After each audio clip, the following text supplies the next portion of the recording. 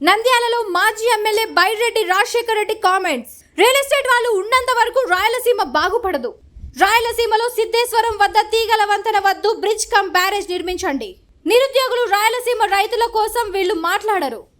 శిల్ప వాళ్ళు real estate లో వచ్చిన డబ్బుల మూటలు ఇవ్వడం, ఓట్లు అడగడం. ప్రజలలో మార్పు వచ్చింది. జగ్గు దాదాను శిల్ప బ్రదర్స్ ను వదిలిపెట్టారు. నీవు సెక్యూరిటీ లేకుండా కురువు ప్రాంతమైన రాయలసీమలో తిరగగలవా? రైతులు దేవుళ్ల లాంటి వాళ్ళు. అలాంటి వాళ్లను ఈ ఎంపీ బ్రహ్మానందరెడ్డి మోసం చేస్తాడు. రియల్ ఎస్టేట్ వాళ్లను నెత్తిన సున్నం పట్టీలు పెట్టి గాడిద మీద ఊరేగించే రోజులు వస్తాయి.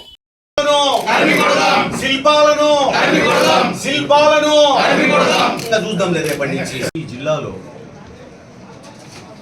మరి ఒక్కొక్క కుటుంబం నుంచి 2, 3, 4 ఎవడు రాకూడదా? ఎవడు ఈ ప్రాంతాలలో మరి పబ్లిక్ రిప్రజెంటేటివ్స్గా ఎన్నుకోబడకూడదు? చూస్తున్నారు మీరు. వీడికి వస్తేనేమో 2-3 శిల్పాలు ఈ ప్రాంతంలో, అటపోతేనేమో కాటసాన్లు, అటపోతేనేమో బాలనాగిరెడ్డి, ఆయన తమ్ముడు అన్న ఆయన సాయి ప్రసాద్ రెడ్డి, మళ్ళీ అటపోతే గుత్తకెళ్ళిపోతే ఇంకొక బ్రదరు, ఇంకా అటపోతే ఎమ్మెల్సీ, అంత కుటుంబాలు 3, 2. ఇప్పుడు శిల్ప వాళ్ళు నాకు కూడా బాగా ఉండేవాళ్ళు, వాళ్ళు నాతో కూడా. కానీ వాళ్ళది దందా వేరు.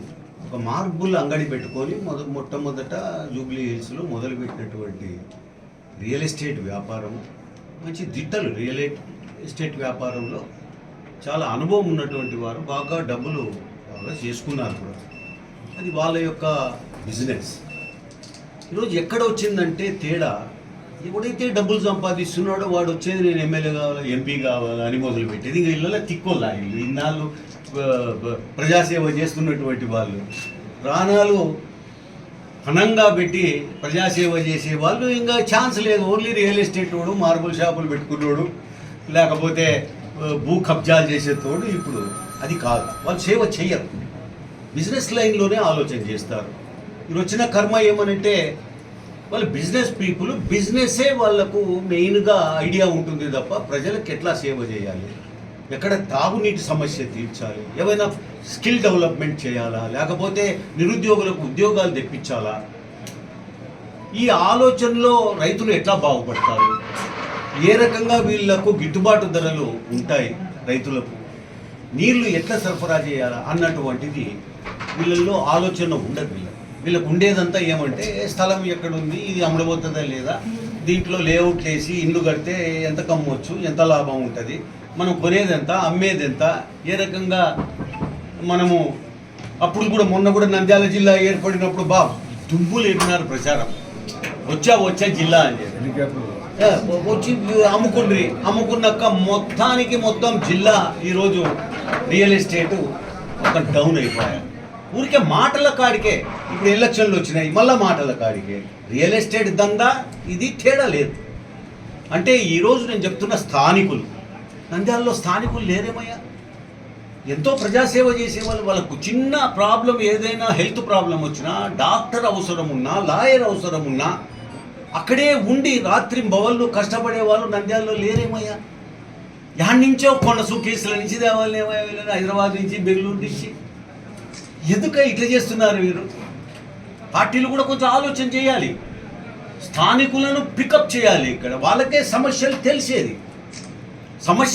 ఫారూక్ లాంటి వాళ్ళకు సమస్యలు తెలుస్తాయి. కానీ యాడ్ నుంచో వచ్చి రియల్ ఎస్టేట్ చేసే వాళ్ళకు డబ్బులు ఉన్నాయని చెప్పి ఇటు వచ్చి తీసుకొచ్చి పెట్టడము, ఈ చాలా దీనికి ఒక ఫుల్ స్టాప్ పెట్టకపోతే ఈ ప్రాంతం అభివృద్ధి చెందే ప్రసక్తి లేదు. అయ్యా, మీ విగ్రహాన్ని, పెద్ద విగ్రహం ఆడ పటేల్ విగ్రహం పటేల్ది పెట్టారు అక్కడ గుజరాత్లో, అట్లా పెట్టిస్తామయ్యా మేము రైతులము మా డబ్బులతో. ఎక్కడ సంగమేశ్వరం దగ్గర మీరు ఆ బ్రిడ్జ్ కమ్ బ్యారేజీ కట్టమని మేము అడిగాము. ఏం లేదు, ఆ రాయలసీమ ఎత్తిపోతల పథకం అని చెప్పి ఒకటి తీసుకొచ్చి మెత్తకున్న కాడ తవ్వుకొని బిల్లులు చేసుకొని వెళ్ళిపోయి, దాంట్లో షేరు, దాంట్లో అంతా మొత్తం కూడాను పంచుకుంది డబ్బులు. రాయలసీమ ఎత్తిపోతల పథకం రాయలసీమ కోసరం కాదు, గుండ్రేవుల రాయలసీమ కోసరం. అదే రకంగా పోతిరెడ్డిపాడు హెడ్రగల్ రాయలసీమ కోసరం, ముచ్చుమరి ఎత్తిపోతల పథకం రాయలసీమ కోసరం. అది కాదు, అసలు రిజర్వాయర్లే లేవు. నువ్వు ఎట్లా కడతావయ్యా? నువ్వు రిజర్వాయర్ల కెపాసిటీ చెప్పు, నువ్వు లెక్కలు చెప్పు. ఈ దద్దమ్మలకు తెలుసా, ఈ రియల్ ఎస్టేట్ వాళ్ళకి తెలుసా రిజర్వాయర్లు ఎన్ని ఉన్నాయి, ఎంత కెపాసిటీ ఉందని? రాయలసీమ ఎత్తిపోతల పథకంలో నీళ్లు తోడిపోస్తే ఏ రిజర్వాయర్ నింపుతావు నువ్వు? రిజర్వాయర్లు కట్టకుండా ఆ స్కీమ్ ఎందుకయ్యా?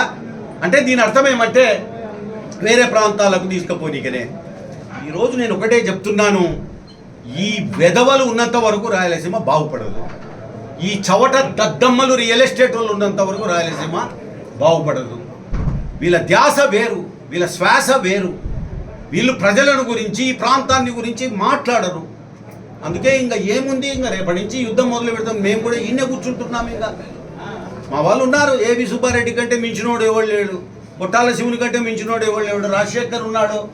ఈరోజు మీరు వీళ్ళంతా కలిసి పోరాడతాం. ఇంకా చాలామంది జాయిన్ కాబోతున్నారు వాళ్ళని వదిలిపెట్టి. ఏమన్నా ఉంటే డబ్బుల మూట తీసుకుపోయేది, ఆ డబ్బుల మూట రియల్ ఎస్టేట్ది, ఇదో ఇది తీసుకో పోవాకు అనేది. ఏం కర్మయ్యా మీకు? మీ కర్మ డబ్బులతోనే. నాయకులను కొనుక్కుంటూ కొంతమందిని, వీళ్ళు కాదు మామూలుగా డబ్బులకు ఆశపడే వాళ్ళ కాడికి పోయేది, డబ్బుల సంచులు గుమ్మరించేది, పొవాక్ అని చెప్పేది, మేము మాతో చేరిన వాళ్ళను మళ్ళా పోయి ప్రభావితం చేసేది. కూతురవి ప్రజల్లో మార్పు వచ్చింది. ఇది చిత్తుగా కొట్టబోతున్నారు మిమ్మల్ని, బ్రదర్లను గిదర్లను అందరినీ, జగ్గు దాదాను అందరినీ వదిలిపెట్టారు. ఈసారి కక్ష మీద ఉన్న నిన్న చెప్పులేసినారు చూడు, సిగ్గులే వచ్చామన్నా. ఆడ అనంతపురంలో చెప్పులు, నువ్వు సెక్యూరిటీ రాకుండా ఉంటే చెప్పులు పడతాయో ఏంటి పడతాయో తెలియదు, నాకైతే తెలియదు.